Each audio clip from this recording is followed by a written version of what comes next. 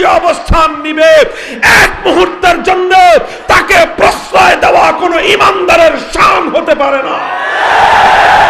হে ইমানদারগণ, তোমরা নিজেদেরকে প্রস্তুত করো, তোমরা নিজেদেরকে ইমানের এই মানদণ্ডে উত্তীর্ণ করবার চেষ্টা করো। নিজেদের মধ্যে এই শপথকে দৃঢ় আর মজবুত করো যে আল্লাহর জন্য যাকে ভালোবাসতে হয় তাকে ভালোবাসবো, আর একমাত্র আল্লাহকে খুশি করবার জন্য যার বিরুদ্ধে দাঁড়াতে হয় তার বিরুদ্ধে দাঁড়াতে কাল মুহূর্ত বিলম্ব করব না, কুণ্ঠিত আমরা হব না।